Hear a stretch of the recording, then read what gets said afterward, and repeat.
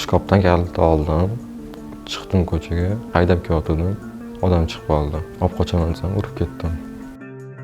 Mantenga qiziydi dedi. Men yugurib qoldi u dedi.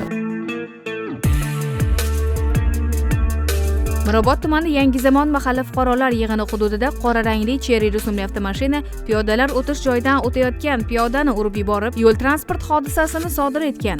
Voqea joyiga yetib kelganimizda Cherry rusumli avtoulov piyoda 2008-yil tug'ilgan Hasanovani urib yuborib, voqea joyidan ketib qolganligi ma'lum bo'ldi. Tezkor surishtiruv ishlarini olib borib, shu avtoulovni davlat raqamini aniqlaganimizda Cherry rusumli avtoulovni 2009-yil tug'ilgan Ilhomov boshqarganligi ma'lum bo'ldi. Haydovchilik guvohnomasiga ega emas. Holat yuzasidan jamoatchilik muhokamasi tashkil etilib, mas'ullar tomonidan yo'l transport hodisasini sodir etgan shaxs hamda uning onasiga bu kabi beparvolik hamda mas'uliyatsizlik holatlarining og'ir oqibatlari haqida tushunchalar berildi.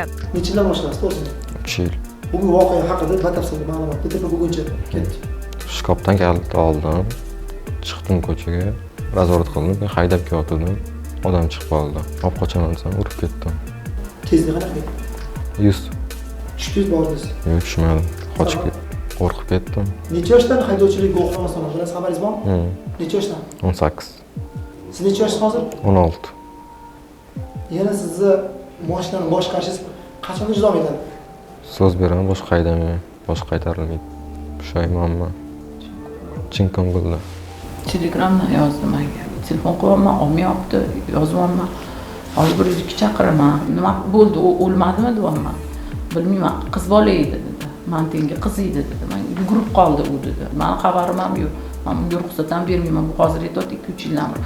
Qiladigan ishi mana chiqib magazinga chiqardi, choyini oladi, yo'q kolasini olib qaytib o'shani ham o'sha haydayotganini bilib qolgandan beri ruxsat bermay, tema mashinaga, tema adasi ham tema deb urushyaptilar. Voqea bo'yicha to'liq o'rgandik.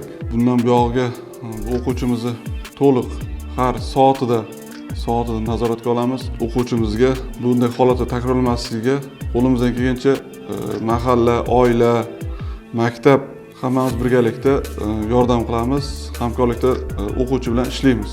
Piyoda olgan tan jarohatlari bilan Respublika shoshilinch tez yordam ilmiy markaziga murojaat qilgan. Mazkur holat yuzasidan hozirgi vaqtda Toshkent shahar ichki ishlar boshqarmasi tergov boshqarmasi tomonidan dastlabki tergov qadar tekshiruv harakatlari olib borilmoqda. Hurmatli shahrimiz aholisi, mehmonlar va aziz ota-onalar, farzandlaringizga mashina kalitini bera ko'rmang. Ayrim holatlarda tajribasiz voyaga yetmagan maktab o'quvchilarini mashina boshqarish jarayonida tan jarohat olish holatlaridan tashqari ham o'lim bilan bog'liq holatlar qayd etilmoqda. Yo'ldagi xato hech kimni kechirmaydi. Yo'llarda barcha yurtdoshlarimizdan belgilangan yo'l harakat qoidasiga rioya qilishlarini so'rab qolamiz.